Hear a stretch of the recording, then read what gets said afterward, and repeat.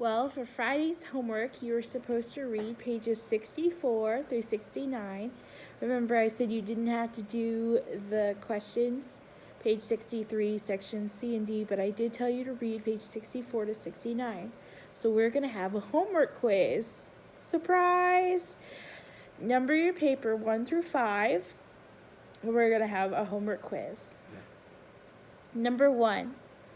What is the coloring matter in your skin called? What is the coloring matter in your skin called? Number 2, true or false? People with light colored skin have more melanin than people with dark colored skin. True or false? People with light colored skin have more melanin than people with dark colored skin.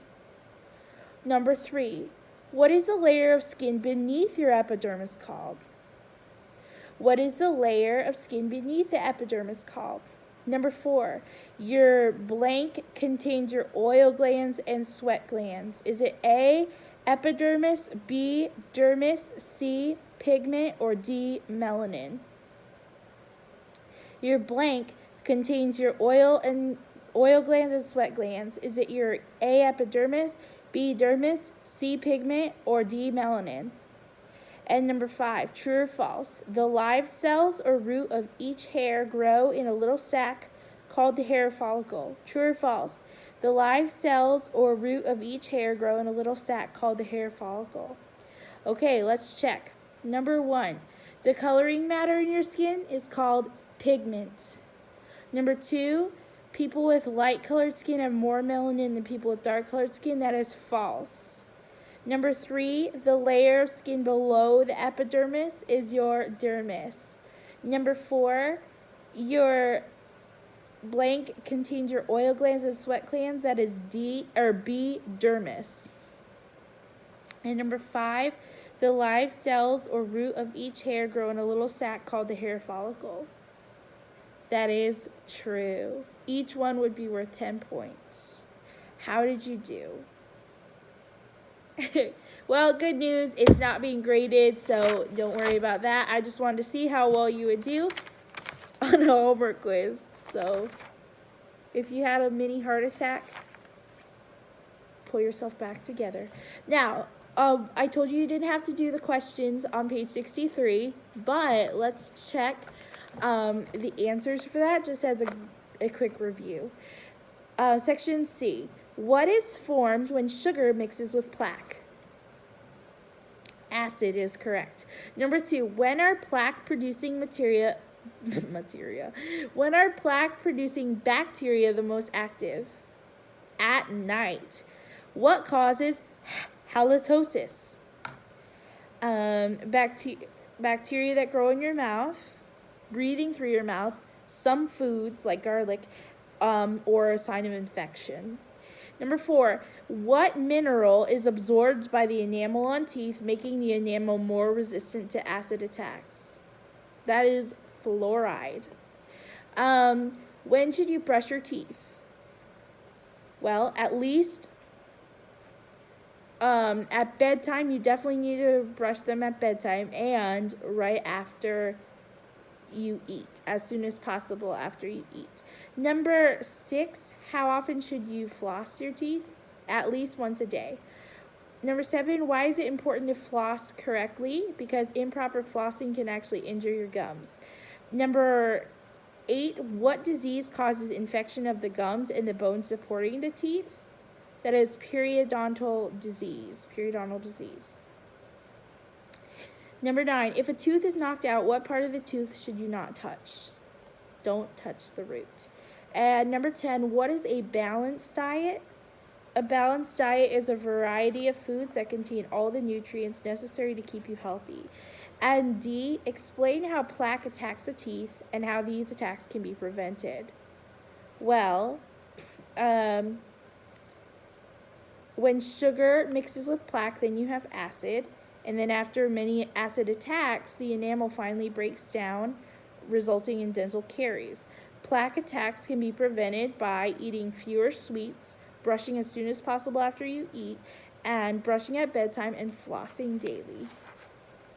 All right, we're going to page 67. we're going to start reading additional protection. Your hair and nails are also part of the epidermis. Interesting. So this is part of your epidermis. Your nails are hard and tough to protect the tips of your fingers and toes. The whitish half-moon area at the base of the nail is part of the root from which new cells grow. Can you see your half-moons? Oh, you can't really see mine, but like down here.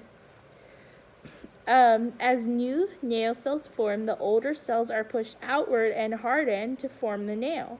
The ends of your nails are made up of dead cells. Thus, when you trim your nails, you feel no pain because only dead nail cells are cut. So when you're trimming your nails, it doesn't really hurt because this is all dead. Now, it does hurt if you've ever ripped a nail though below that line, because that pulls at that skin. Your hair protects your body too.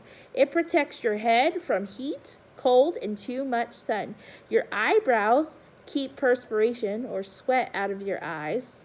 That's good because mine are kind of big.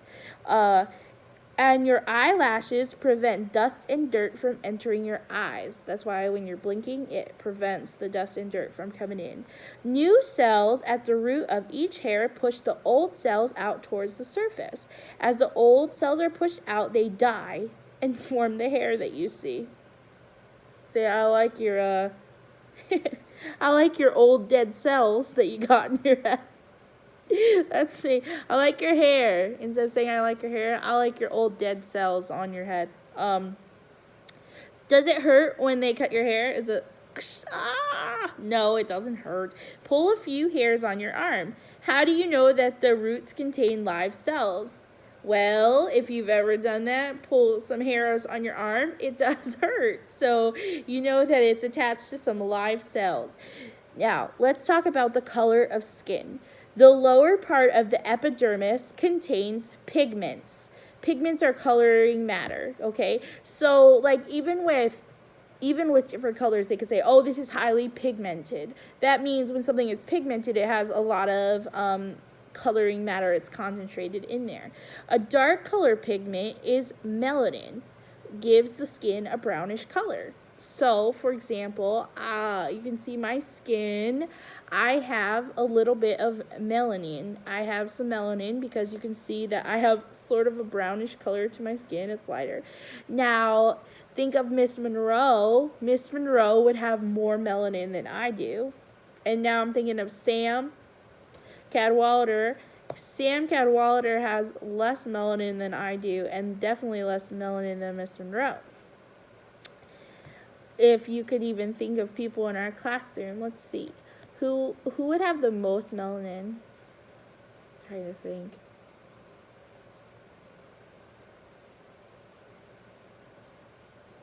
I'm not sure. You guys can think.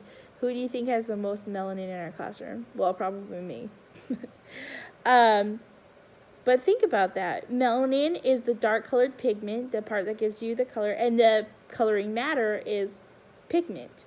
People with light colored skin have less melanin than people with dark skin. Another pigment gives a yellow color to the skin. That's me. I've got the yellow color. That's why if I wear yellow sometimes, not bright yellow, but like mustard yellow, I look like I died.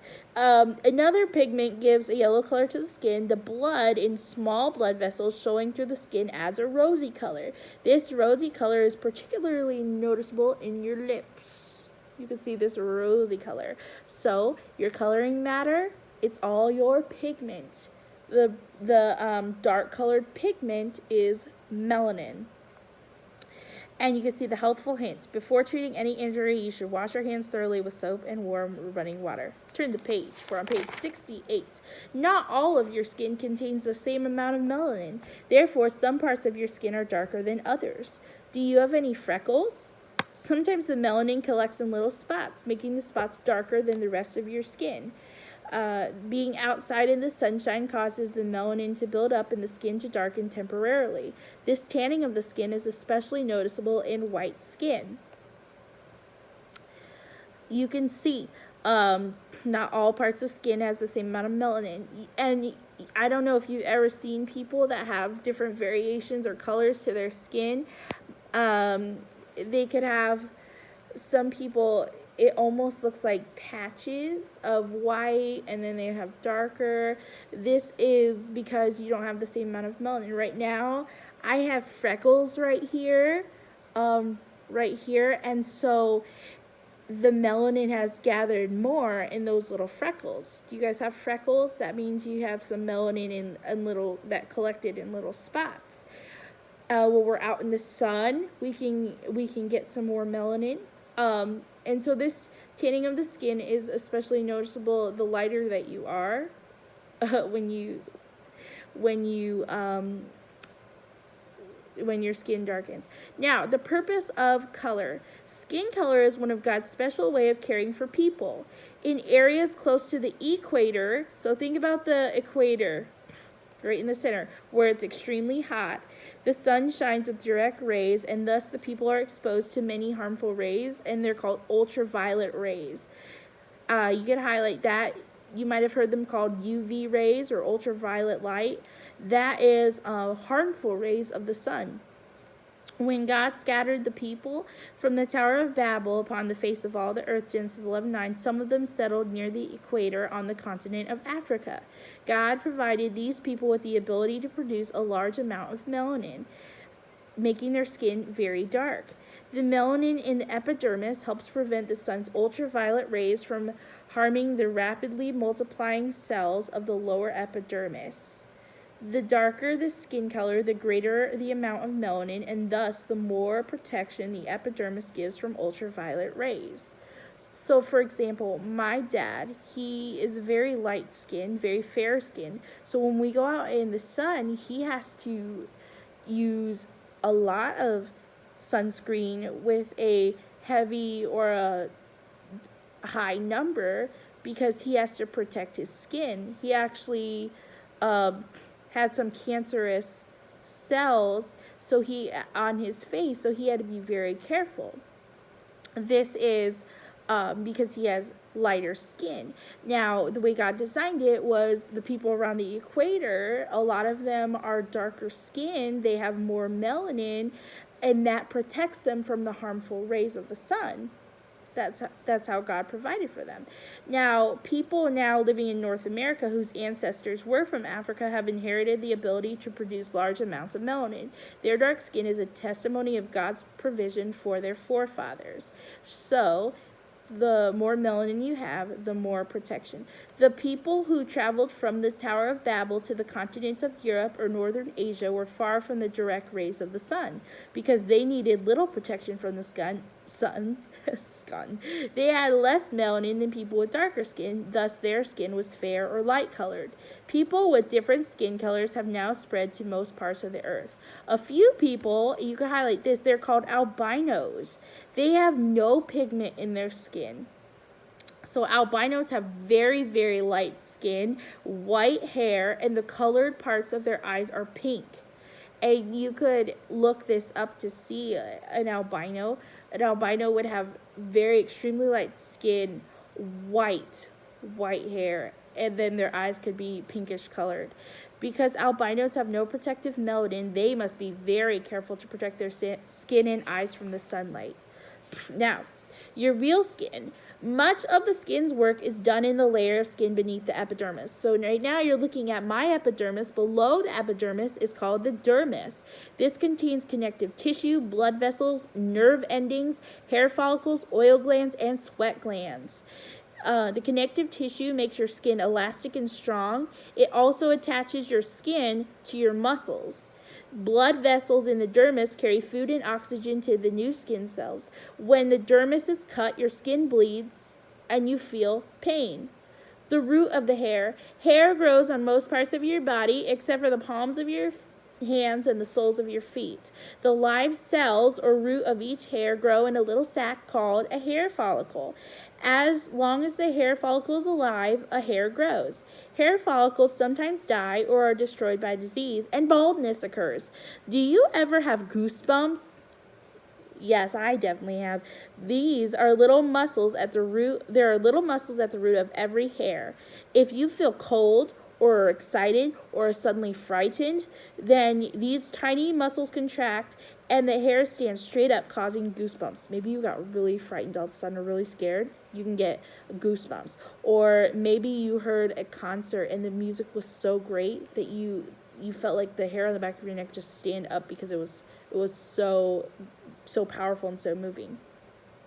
Curly hair or straight hair.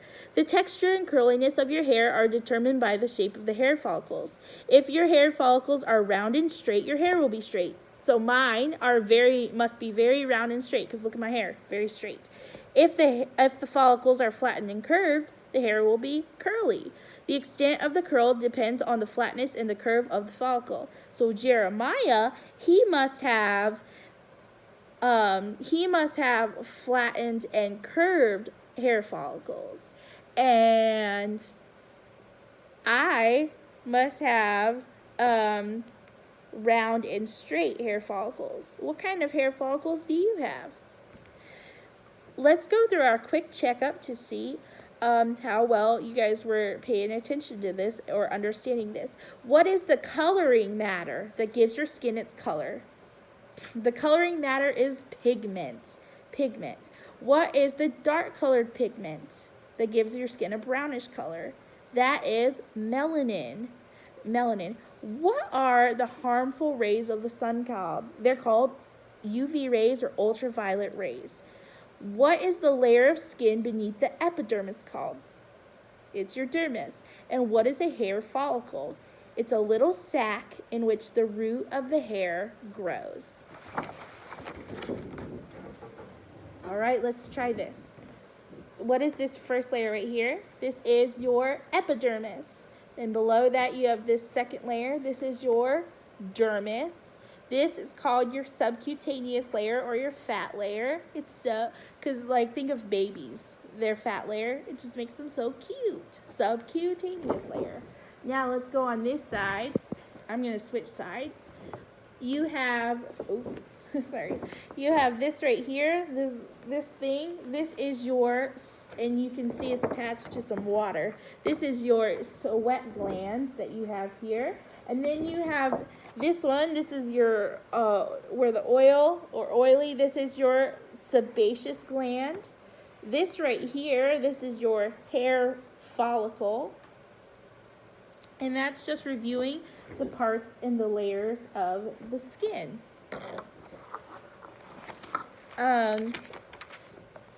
What are the tiny parts that make up the skin called? They're your cells. What is your outer skin called? Your outer skin is your epidermis. A thick, hard layer of epidermis. When it gets hardened, this is your calluses. What do you call a raised part of the epidermis with a watery substance? It is, if it's filled with a watery substance, it's a blister. And what are 4 signs of infection? P, R, S, and T. Pus, redness, swelling, and throbbing pain. All right, I had a great time with you in health today, and I'll see you tomorrow. We're going to be talking about the 3rd layer of skin.